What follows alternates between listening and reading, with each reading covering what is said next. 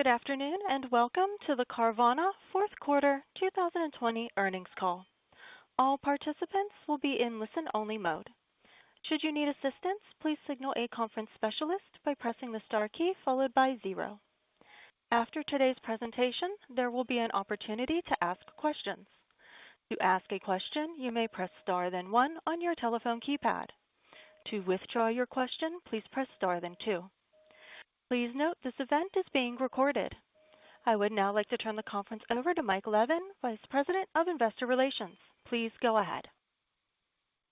Thank you, Andrea.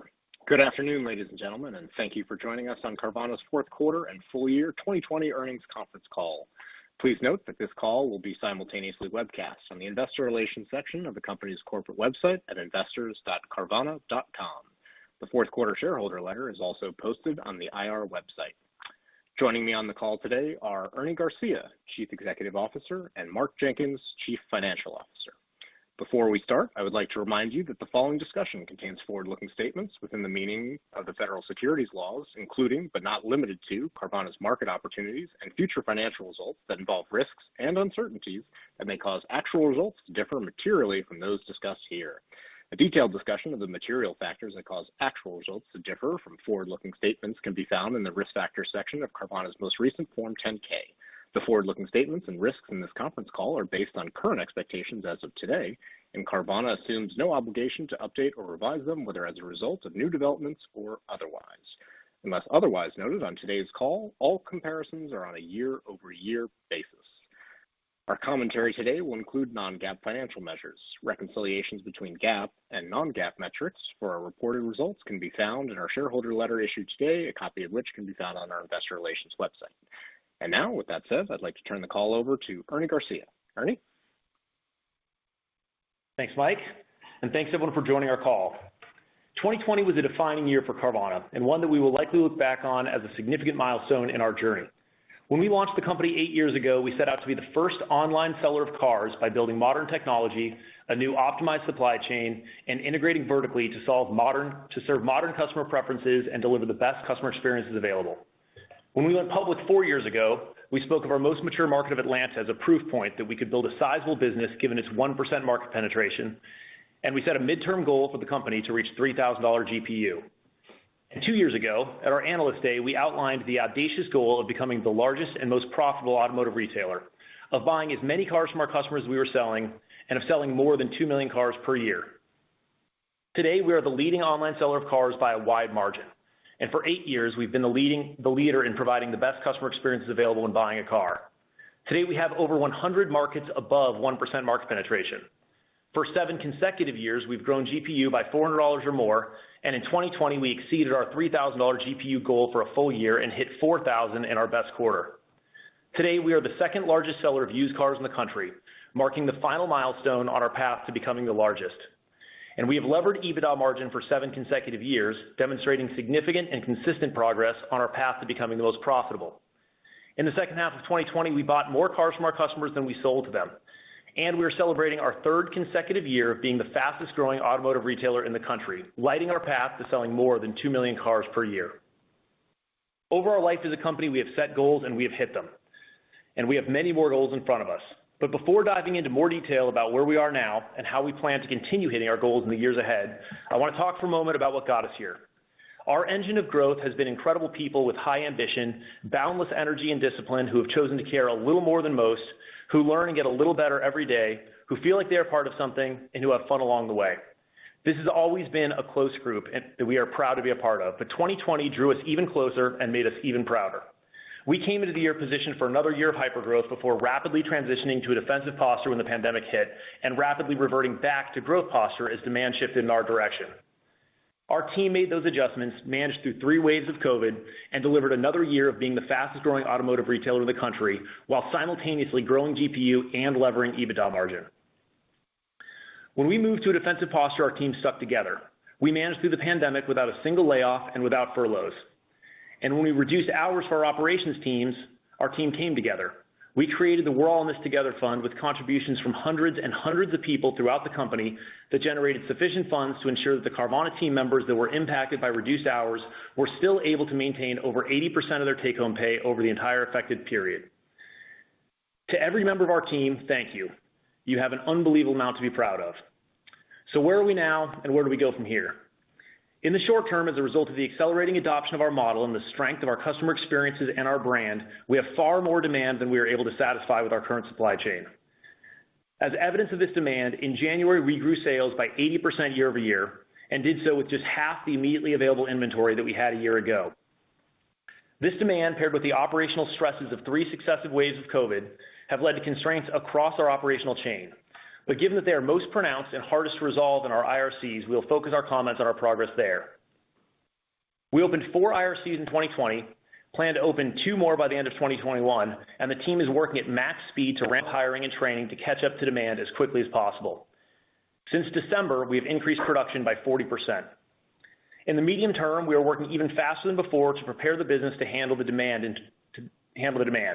In 2022, we plan to open 8 additional IRCs, bringing our total IRCs between now and the end of 2022 to 10, and bringing our total facility capacity to 1.25 million per year at that time. We're also scaling our logistics network capacity and capabilities further and making additional investments in technology that make our customer experiences even better, make us more efficient, and enable us to scale more quickly. In the long term, the plan remains the same. We've built a platform that delivers the best customer experiences, the best unit economics, and is the most scalable. This is a powerful combination. We got here with execution, innovation, and ambition. Execution allows us to cover ground along our path. Innovation allows us to uncover additional opportunities, and ambition keeps us charging forward. And we are charging forward. The opportunities in front of us are broadening and are even bigger than they were in the past. Fully achieving our potential will demand that we continue to improve, that we move even faster. Our ambition is only growing, but we must also maintain focus to move fast. We'll continue to prioritize growth, and we must also stay disciplined to continue demonstrating operating leverage. We will do all of that while always keeping our customers at the center of every decision we make and while delivering to them the best customer experiences around. And we'll get a little bit better every day and have fun along the way. It'll be hard. All important things are. Our team's up for the challenge. The march continues. March? Thank you, Ernie, and thank you all for joining us today. We are pleased to report another year of strong growth in both retail units and revenue. Revenue totaled $5.6 billion, an increase of 42%, and retail units sold totaled 244,111, an increase of 37%, making us the second largest used automotive retailer in the U.S. For the fourth quarter, retail units sold totaled 72,172, an increase of 43%. Total revenue was $1.8 billion, an increase of 65%. Our exceptional growth in 2020 was driven by rapid growth within our market cohorts. This strong growth overpowered COVID-19 related headwinds and our significant supply chain constraints. In Q4, our 2013 to 2019 cohorts grew retail units sold by 40%, and our oldest cohort of Atlanta grew by 12%. Despite an industry-wide decline in used vehicle sales and our election not to run our Cyber Monday promotion this year. Our growth accelerated as we exited the year, with our 2013 to 2019 cohorts growing by 75% in January, and our oldest cohort of Atlanta growing by 45%. In 2020, we completed our 7th consecutive year of $400 or more in GPU improvement, and our 7th consecutive year of EBITDA margin leverage. Total gross profit per unit for the year was $3,252. Our growth in GPU was broad-based, including increases of $132 in retail, $43 in wholesale, $134 in finance, and $90 in ancillary products. Our GPU performance was bolstered by buying cars from customers. In 2020, we acquired 204,000 vehicles from customers, an increase of 95%. Total GPU in Q4 was $3,379, an increase of $549 year over year. Sequential changes in GPU were primarily driven by retail GPU, which saw approximately $300 of normal seasonal depreciation, $100 of higher than normal seasonal depreciation, and $200 of transitory costs primarily driven by rapidly ramping our reconditioning capacity in the midst of the third wave of COVID-19. We expect these transitory costs to flow into Q1, but to moderate beginning in Q2 as we ramp our new IRCs and move further away from the third wave. In 2020, we took another meaningful step forward in our finance platform. In Q4, we successfully completed our first SEC-registered securitization, selling $405 million in principal balance and contributing to a $421 increase in finance GPU year-over-year. EBITDA margin was negative 3.9% in Q4, an improvement of 4% versus the prior year, reflecting gains in both GPU and SG&A leverage. We ended the year with $1.7 billion in total liquidity resources, giving us significant flexibility to execute our plan. In 2020, we opened 120 new markets, bringing our year-end total to 266. With these new market openings, we now serve 74% of the U.S. population, up from 67% at the end of 2019. We will continue to expand in 2021 and expect to serve 78 to 80% of the U.S. population in more than 300 markets by year-end. In 2020, we also made significant progress scaling our vehicle production capacity, and this continues to be an area of focus for the business. We added 4 inspection and reconditioning centers in 2020, bringing our annual production capacity at full utilization to over 600,000 units at year-end. We expect to open 2 IRCs in 2021 and 8 in 2022, ending 2022 with more than 1.25 million units of annual production capacity at full utilization. Our eyes are squarely focused on achieving our goal of selling more than 2 million units per year, and we will continue to maintain a healthy pipeline of future IRCs to support our growth. As we look forward to 2021, we expect another strong year on retail units sold, revenue, GPU, and EBITDA margin. We expect an acceleration of growth in retail units sold in 21 and expect the level of that growth to be governed primarily by the speed at which we scale our production capacity. We expect revenue growth in 2021 to be in line with retail units sold growth. Finally, we expect total GPU in the mid-3,000s and a small EBITDA margin loss in 2021, improving both metrics year-over-year while continuing to invest for the long term. Since becoming a public company nearly 4 years ago, we have made tremendous progress across all aspects of the business and achieved many major milestones, such as achieving our first EBITDA positive quarter this year. Since 2017, we have consistently rapidly grown retail units sold, increased GPU, and demonstrated operating leverage. We've made significant progress and are excited about what comes next. Thank you for your attention. We'll now take questions. We will now begin the question and answer session. To ask a question, you may press star then 1 on your telephone keypad. If you are using a speakerphone, please pick up your handset before pressing the keys. To withdraw your question, please press star then 2. We ask that you please limit yourself to 1 question and 1 follow-up. If you have further questions, you may re-enter the question queue. At this time, we will pause momentarily to assemble our roster.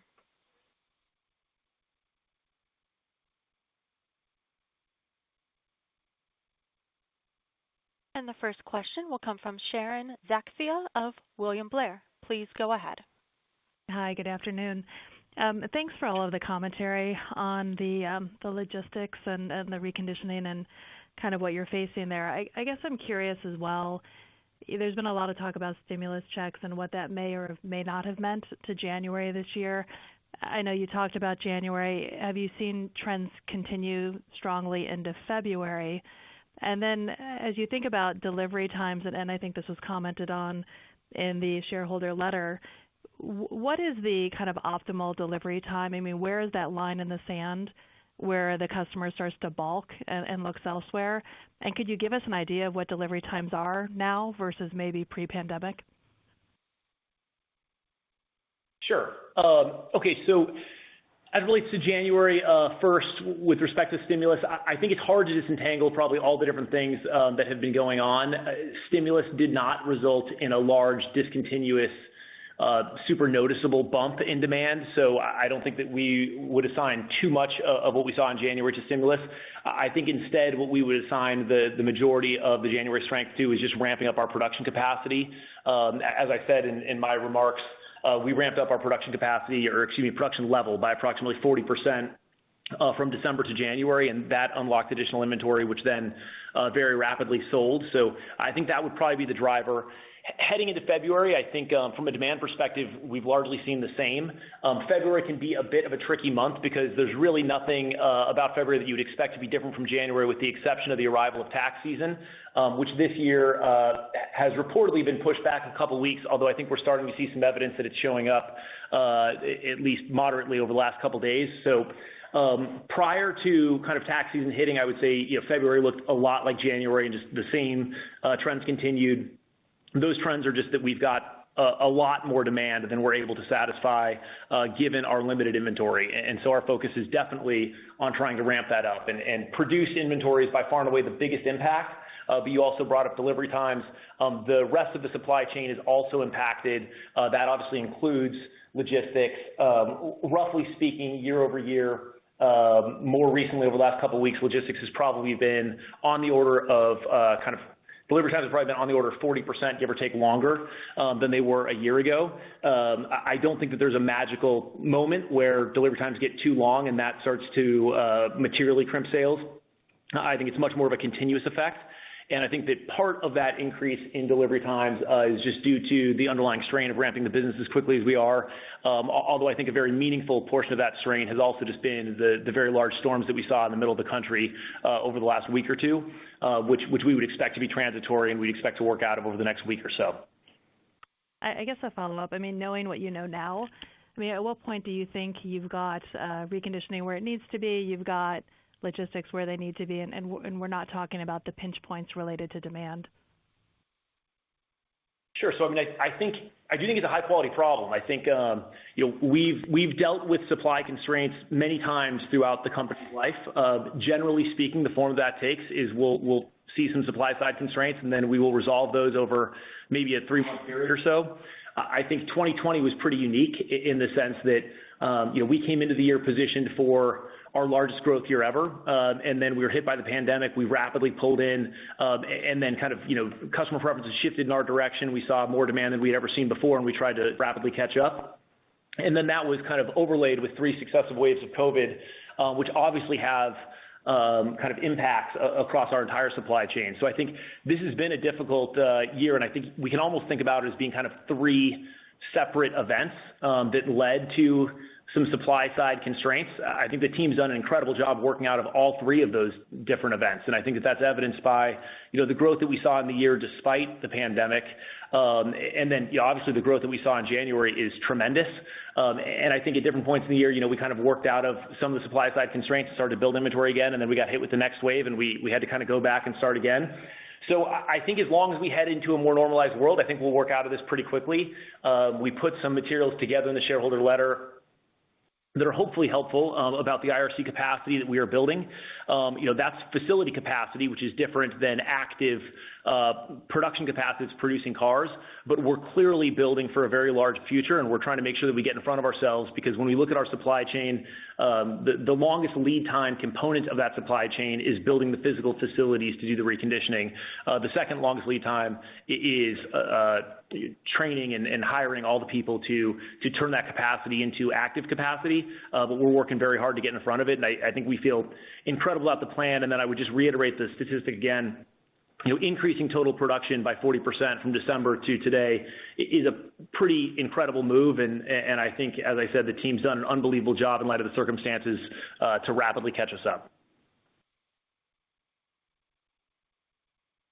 The next question comes from Zach Fadem of Wells Fargo. Please go ahead.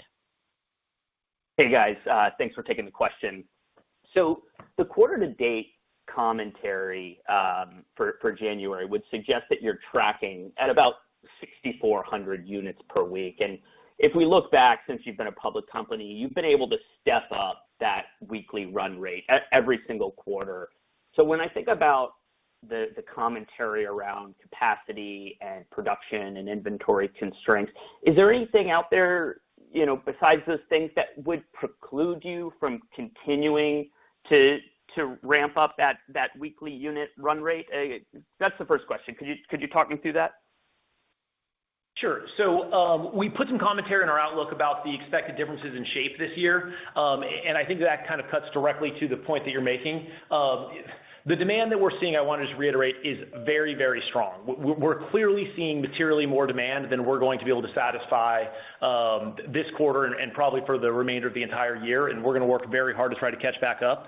And I don't think we want to dive into weekly sales rates, but kind of the numbers that you're pointing to aren't unreasonable.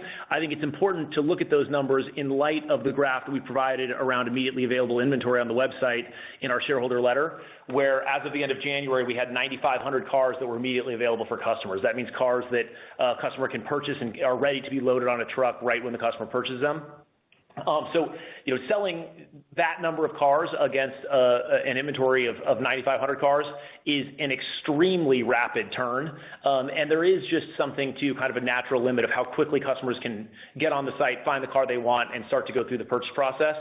So I think our expectation is that probably relative to previous years, sales volumes will be pushed a little bit into the future. Partially, that's going to be because of tax season being pushed back a couple weeks. But I think the bigger impact is probably just us catching up to demand and catching up our production capacity. And so I think, you've seen these big discontinuous moves in the past. Those really big discontinuous moves have been supported by a much larger ready inventory than we have today. And so, in order to take as big of a discontinuous step, we would have to be turning inventory extremely, extremely quickly. So it's likely that in the immediate term, the step up will not be as severe. But then because we have excess demand as we move through the year and catch up production, we may see kind of a more beneficial shape later in the year.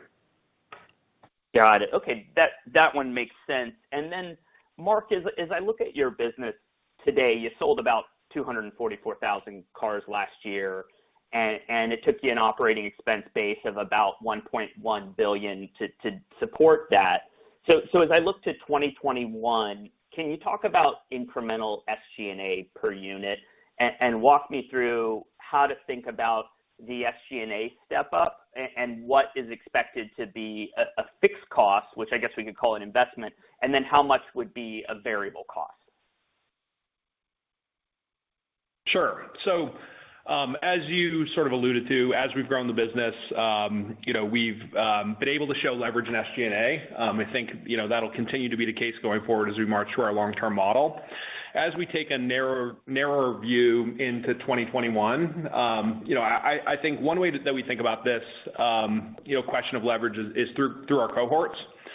Where we've definitely seen leverage over time as cohorts age. I think that happens in several of the line items. One, I think that we've historically seen advertising leverage in our cohorts as they age, as word of mouth grows, as awareness grows in the cohorts. We provided some data on that in the shareholder letter.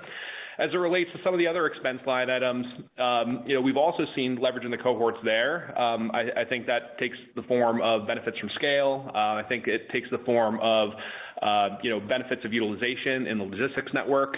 And then there's also benefits, as we scale of spreading some of our fixed cost base out over more and more units and more and more markets. And so I think, we've seen lots of great trends and leverage in the business.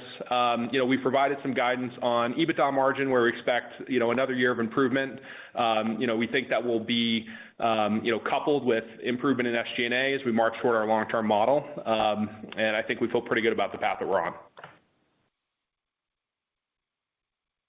The next question comes from Michael Montani of Evercore ISI. Please go ahead. Great. Thanks for taking the question. The first one I had was just to clarify a little bit, in the guidance you had mentioned a small EBITDA margin loss. Does that basically mean like a down low single digit EBITDA margin, or were you talking about the actual dollar amount itself? So I think I think what we were guiding to is mid 3,000 GPU and a small EBITDA margin loss. I think that again will be driven by some of the sources that I was just describing in response to Zach's question, and I think that will be our 8th consecutive year of EBITDA margin improvement. Okay, thank you. And then The other question I had was on total revenue growing roughly in line with retail units sold. I was thinking it might be up faster given the success that you've seen, in wholesale, ancillary, and then just the ASPs being up year over year. So I'm just wondering if there's something there, that I'm missing that we need to consider as well on some of these other lines of business. Sure. So I think you're hitting on a couple of good points there. I think the major drivers of revenue are vehicle ASP and then wholesale and other revenues. And we've obviously made progress in all of those, really the latter two. I think one point that I would make is we've seen ASPs drift up here a little bit in the back half of the year. Part of that's just the supply and demand and our purchasing algorithms responding to what we're seeing in supply and demand. Part of that's also,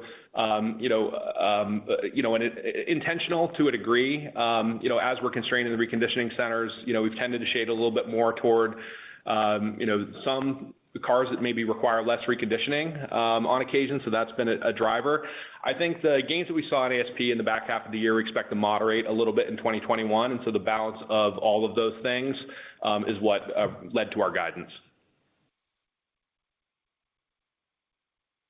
The next question comes from Naved Khan of Truist Securities. Please go ahead.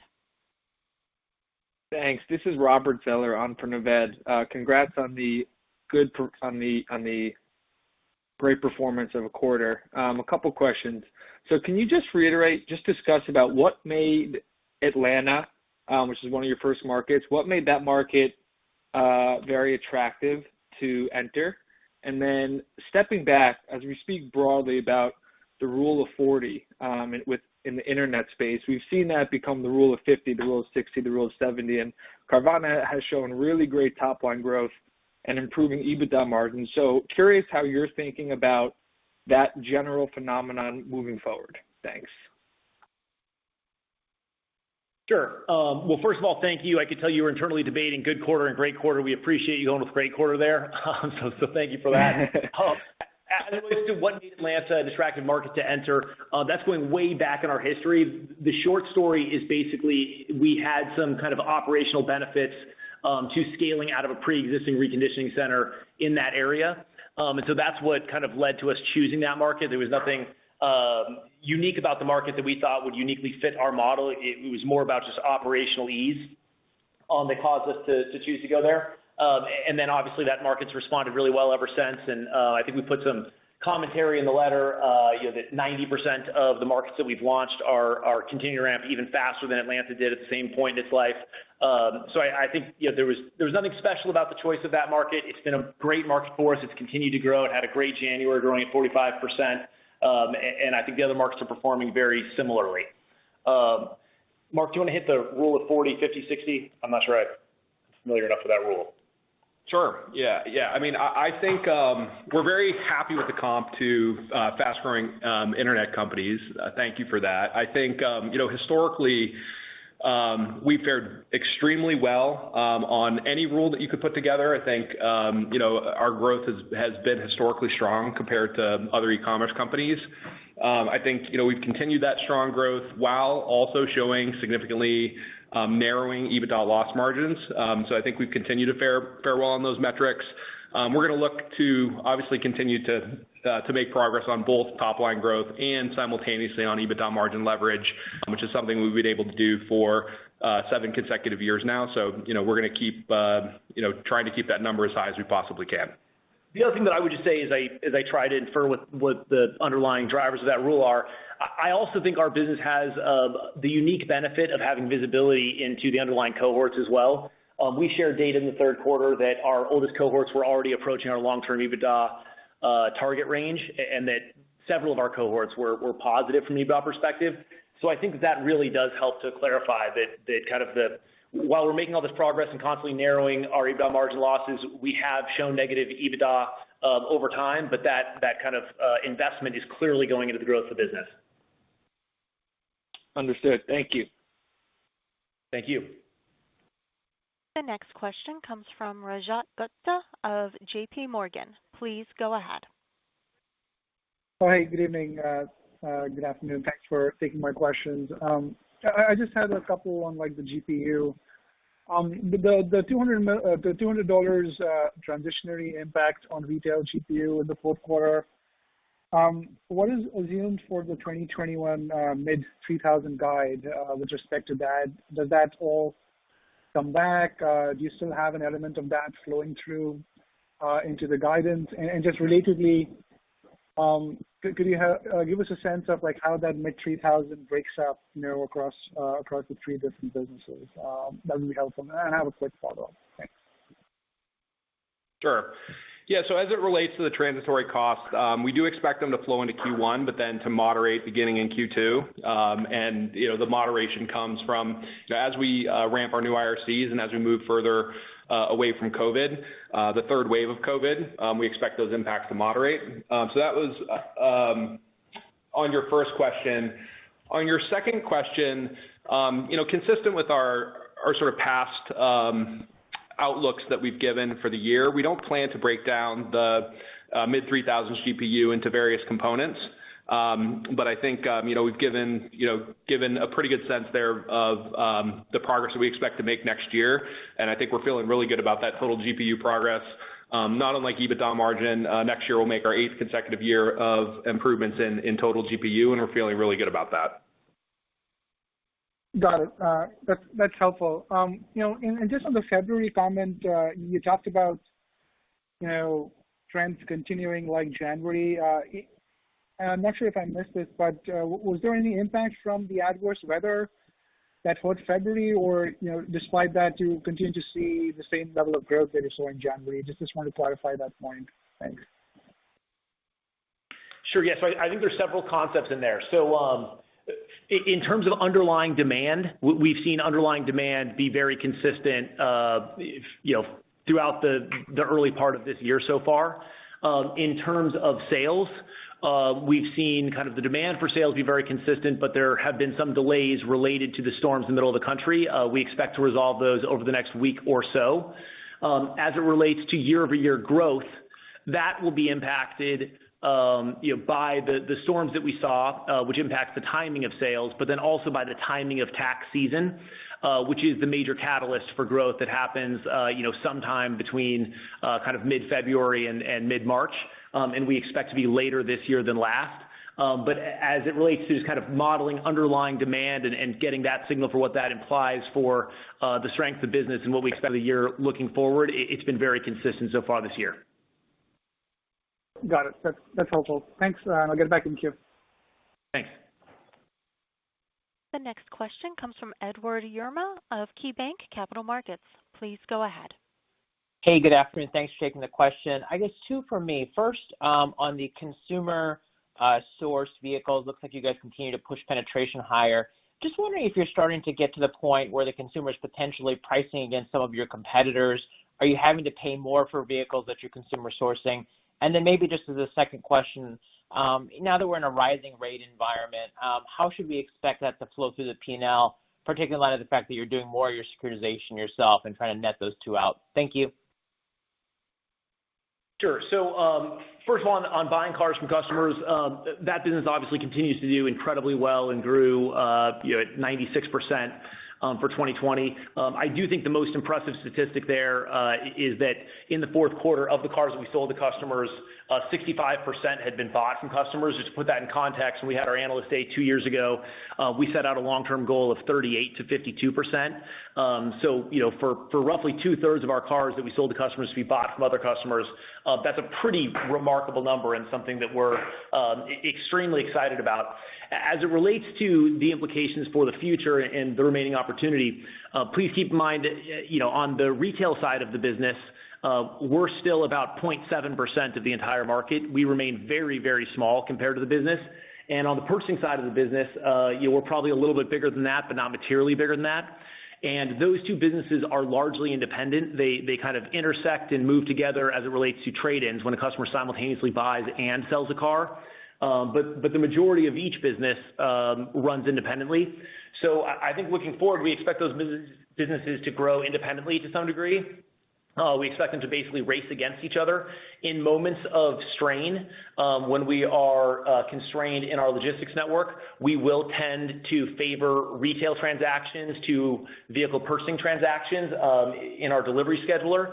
So that can have some impacts in the near term and kind of makes the businesses interact together. But over the medium and long term, we don't expect that to be a big driver, and we're just going to work to grow both those businesses as fast as we possibly can, as we think that they're mutually reinforcing and enormous opportunities independently.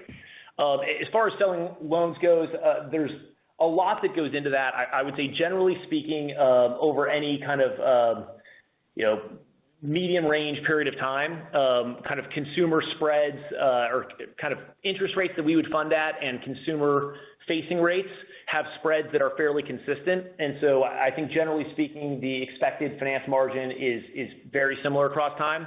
I do think in a lowering rate environment, sometimes those margins can get a little bit bigger for a quarter or two, and in a raising rate environment, they can get compressed a little bit for a quarter or two. But those impacts are generally relatively small compared to the entire finance margin. So I think kind of the directional impact you're pointing to is a reasonable factor, although there are many factors, including just the underlying improvement we've seen in that business over the last year or so. So I think you could model that in, but I don't think it's a big contributor. Thank you. Thank you. The next question comes from Chris Bottiglieri of Exane BNP Paribas. Please go ahead. Hey guys, thanks for taking the question. Hey, of course. So I wanted to ask you about inventory selection on your website. Clearly, there's very prolific levels of demand that's outpacing your ability to scale production.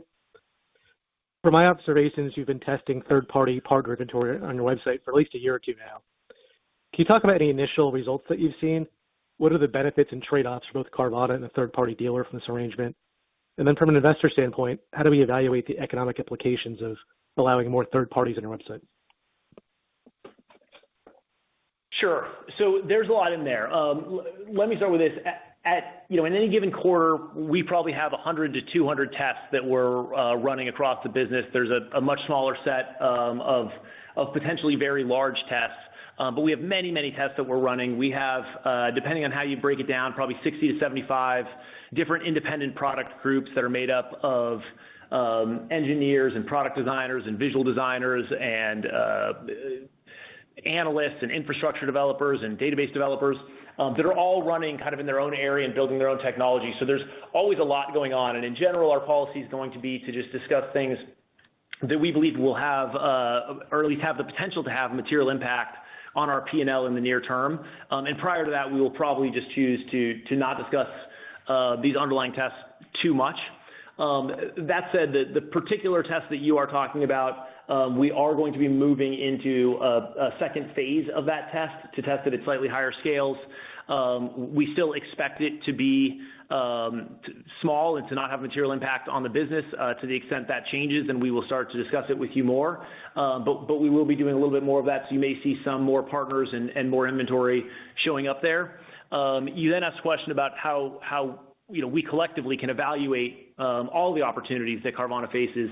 And generally speaking, there are many lenses and many ways that we think about these different opportunities, but the lens that we use the most often is we're always trying to pick the opportunities that we think offer the best customer experience, the most compelling unit economics, and the most scalability. And we're trying to make good choices in the trade-offs of those three dimensions. And that's how we will determine where we put our energies. And oftentimes there will be many tests going on in the background that are helping us to understand what some of those trade-offs may be with some of the things that we could invest more energy into. Yes, that's really helpful.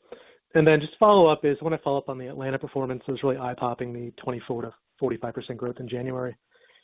What would you attribute the acceleration? When I look at the two IRCs you opened in West Memphis and Orlando, they seem to flank Atlanta from a geographical perspective. Is it reasonable to think that Atlanta, some of your earlier markets, disproportionately benefited from these IRCs? And are there any other markets where you feel like when you open an IRC this year could sustain a similar benefit? Sure. So I think there's a lot going on there. Let me start with what I think is most important, and then we can talk about some of the other impacts as well. The most important impact, I think, by a long way, we talked a lot about the constraints that we faced as we kind of dealt with COVID and then, tried to catch up through these 3 successive waves. I think the right way to look at kind of the back 3 quarters of 2020 is that we really aren't seeing demand signals when we look at the markets. What we're really looking at is we're looking at the way that we're allocating the very constrained supply that we had. So if you see one market growing faster than another market, all that's really telling us is just that we were constrained in total sales, and the market that grew faster had even more aggressive underlying demand than the market that grew a little bit slower, and so therefore more of the cars were shifted in that direction. And so I think when you're trying to assess demand growth over the last 9 months, I just it's difficult looking at sales data because we have been so severely constrained. So that I think is the biggest thing, and then I think that while we still are constrained, I think what we saw in January is we saw the benefit of this 40% increase in production that happened from December to now. That has been very helpful. So I think that that's probably the biggest underlying driver. I do think that in general, as we have opened inspection centers near markets, those markets have benefited from that because those cars are closer by, and therefore oftentimes those customers will buy them because the delivery times are faster. So they may have more demand for those cars than customers in other markets. So I think that's an impact. And then we also launched a vending machine in Atlanta recently. So I think that is probably an impact as well. So I think there's a number of things going on, but I do think the most important is just kind of while we remain very, very supply constrained, I think slightly loosening those constraints was helpful in January. The next question comes from Nick Jones of Citi. Please go ahead. Great. Thanks for taking the questions. As the demand for consumers to sell cars directly to you, exceeds your original goals, I guess what have you learned, and can you revise those goals potentially, or where do you think, I guess both ratios can go over time, customer source ratio and then also the ratio as a percent of retail sold? So I think let me start with how we arrived at our original goals.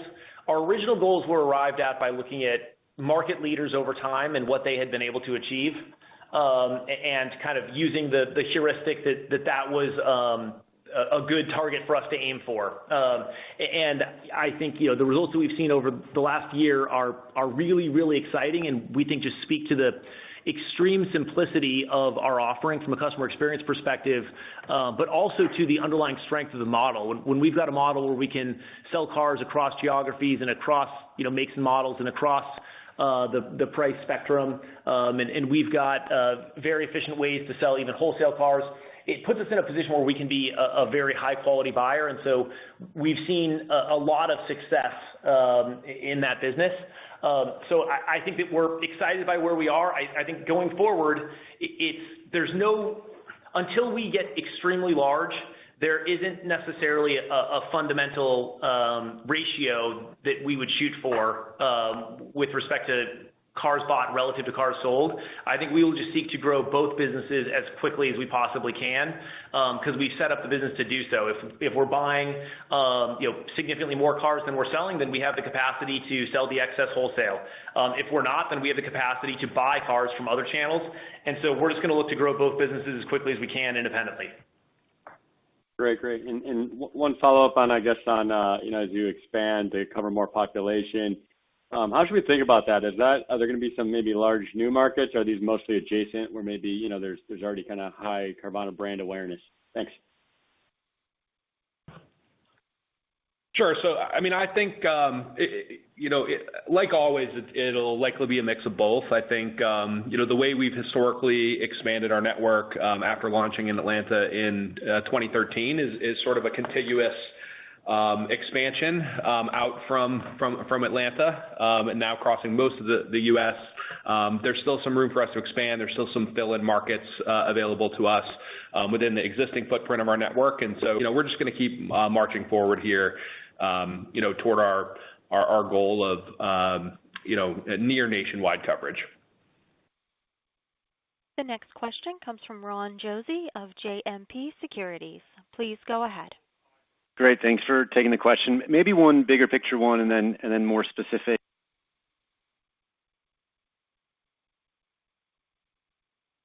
January, I lost alleviating you, some of Ron. that. Oh, Hey, Ron. shoot. Ron, I apologize. Can you hear me? We lost you at more specific. If you could start back. Oh, okay. We lost you there. All right. Well, high level question and one more specific question. And it has to do with just more demand than supply, but then alleviating that in January. So just bigger picture, why is 10 the right number in the next 2 years for IRCs? If the goal is 2 million, why not just go after that, build more in 21, more in 22, et cetera? Because you're clearly seeing the benefits here in January when more supply came on. And then the second question is, it looks like advertising rose 40% in the quarter. And so, Mark, as basically demand outstrips supply, can you just talk a little bit more about your advertising plans and just making sure that, as awareness grows, that you've got the supply to sort of back it up? Thank you. Sure. So at a high level, I think, I think the right way to think about how we're growing IRC capacity is basically as fast as we can. And so that is a relatively long lead time undertaking. You have to find different sites around the country in the areas where you want to be. You have to negotiate transactions. You have to work with the city to get your zoning approvals. You have to then build the physical sites, and then you have to hire and train all the people in those sites. So I think the simple way to think about that is we're going as fast as we possibly can. I think that we recently have added more capacity than ever in our history, and our plan over the next 24 months is to add significantly more capacity than we've ever had in our history, and we're working hard behind the scenes to fill in a robust pipeline behind that. So in general, I think we don't intend to miss on the not ambitious side. We're going to be working really hard to try to build as much capacity as we possibly can. Yeah, and then on the advertising point, it's an interesting question that we always face whenever we get constrained in operations. That question is, hey, do you start to pull back in certain areas of the business, while you are constrained? And I think when we're balancing those questions, we always first and foremost take a long-term view. I think we want to continue to build our brand. We want to continue to provide a great experience to the customer, great value to the customer, and we're gonna look at those things through a long-term lens. In addition, as Ernie's alluded to, we're also, we have many teams that are working as hard as they can, doing an amazing job, working to scale our production capacity, scale us up in the logistics network, and the other parts of our supply chain to help us meet all the demand that we're seeing. And so that's where we're really focused. We know we have a tremendous amount of demand, and we're working as hard as we can to make sure that we can fulfill it all. And maybe just a little additional color there, Ron, in case it's helpful. I do think that we try to think a little bit differently about brand advertising and direct advertising. And I think when we are severely constrained, we will pull back a bit on some of the kind of direct response advertising. But we still got a really long way to go in brand advertising. Based on our internal surveys that we've done, we only have approximately 10% unaided awareness nationally. So there's still a lot of room to go there. And just as part of the long-term view, we do try to balance those things, even though we recognize it can look like a bit of a conflict in the near term when we're clearly constrained on the supply side and already have an excess of demand. Super helpful. Thanks, guys. Pardon me, this is the conference operator. The question queue was inadvertently cleared out. If you were waiting to ask a question, please press star then 1 at this time to re-enter the queue, and please wait momentarily while we reassemble that roster.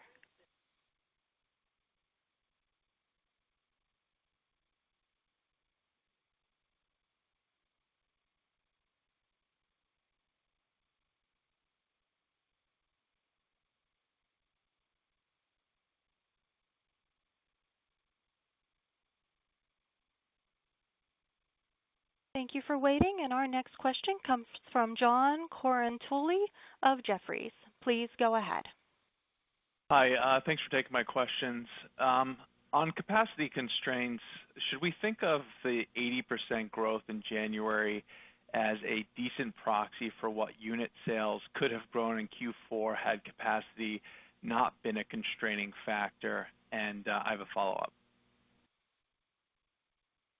I want to be a little careful about diving into too much hypothetical, but let's just talk about January because I think we've at least provided the underlying data for that.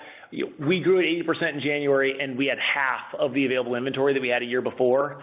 We also had longer delivery times than we had the year before. So I think the underlying demand in January, we believe, was sufficient for sales to have grown materially more than they did in January. And I think kind of on either side of that is likely true. So I think that's the right way to think about it. As we look forward, we feel like this is really a question of how quickly can we ramp up production capacity, and that's going to be what drives our sales growth. There seems to be significantly more demand than we're able to handle today. Great. And can you help disaggregate the mid-$3,000 in GPU expected in 2021 between retail, wholesale, and finance and other? Yeah, so consistent with our past, outlooks that we've given over the last several years, we don't break the total GPU components out in our guidance, but we hope that the mid-3,000s total GPU guidance for the year will be helpful. Okay, thank you so much.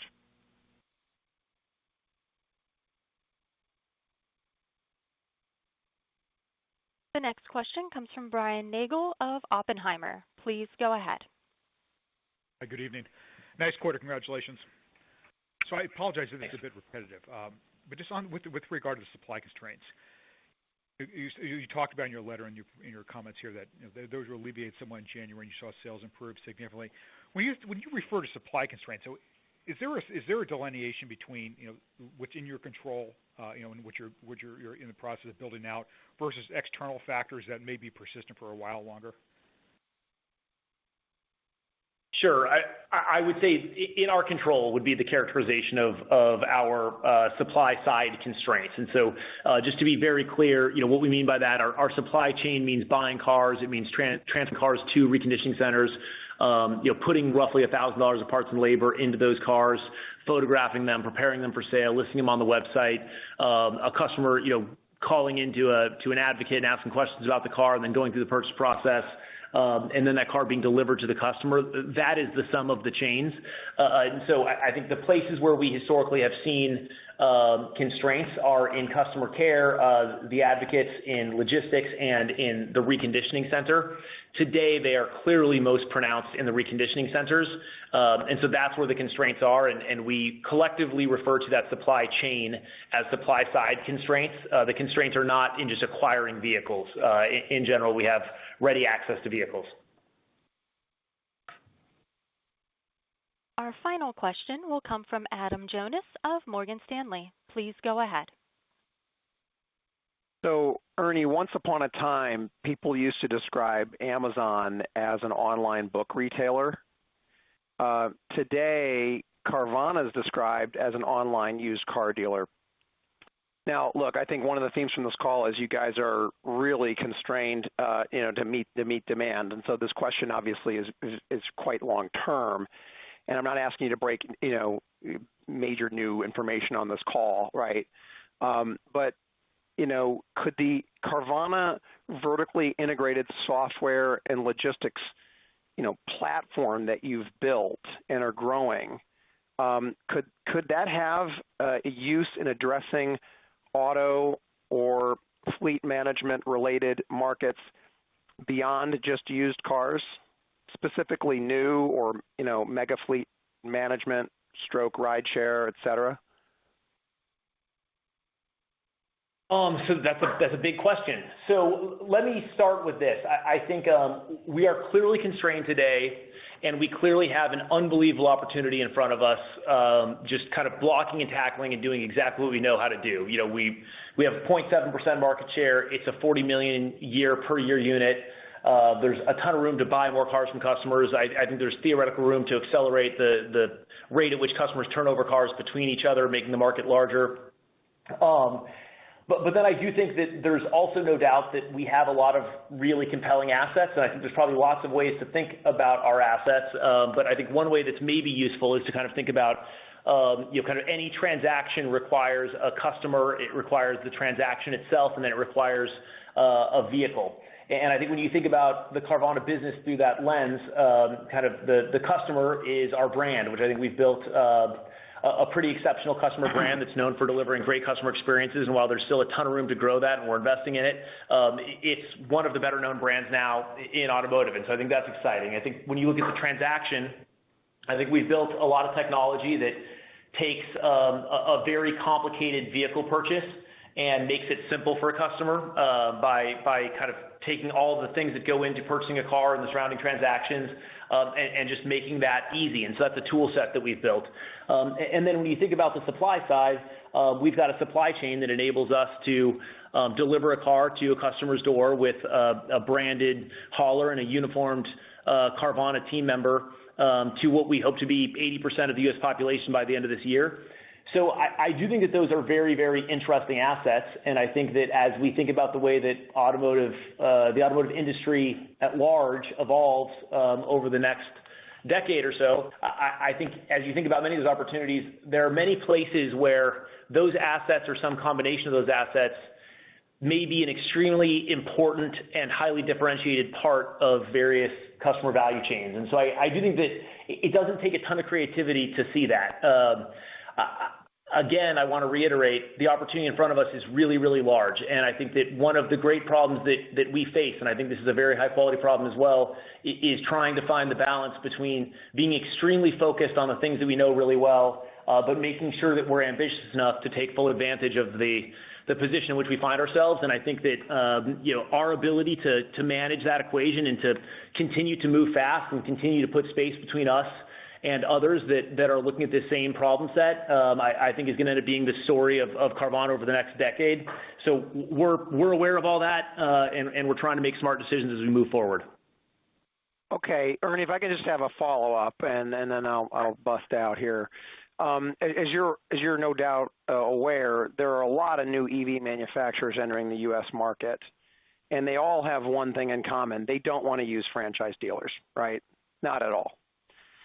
They all want to go direct to consumer. I mean, I count 8 to 10 significant new OEMs in the next 3 to 5 years, and I'm counting 15 to 20 by the end of the decade, and that's a very open-ended number. So I'm just kind of, and these guys, as they're coming to market, they're teaming up with partners. I think Fisker's using Cox or Manheim, Lucid's using Glovis, Lordstown, I think Camping World. I mean, give me a break. So again, could you confirm you're super capacity constrained, but is your team even at a high level entertaining discussions with this flood of new players that will need logistics and support and customer care support when they have products but no way to kind of serve the customer? Are there even advanced discussions, not advanced, preliminary, highly preliminary discussions at this time, or would you care to avoid that question? I think we're probably smarter to stick with the answer that we gave you to the previous question, and then I would just reiterate that our supply constraints are generally in the reconditioning center. That's generally where they are. So anyway, appreciate the question. Recognize that there are many opportunities out there, and as I said, I think something we got to do a really good job of over the next 10 years is finding the balance between focus and ambition. We're good. Thank you, Ernie. Thank you, Adam. This concludes our question and answer session. I would like to turn the conference back over to management for any closing remarks. Great. Well, thank you everyone for joining the call. We really appreciate it. And to the entire Carvana team, unbelievable year. Thank you so much for everything you did. This year threw more at us than we could have possibly imagined. And I don't think there will ever be a year that I'll walk out of prouder. And I hope you feel the same way because you did an incredible job. We stuck together as a team. We're in a great spot as a result. So thank you so much. Talk to you next quarter.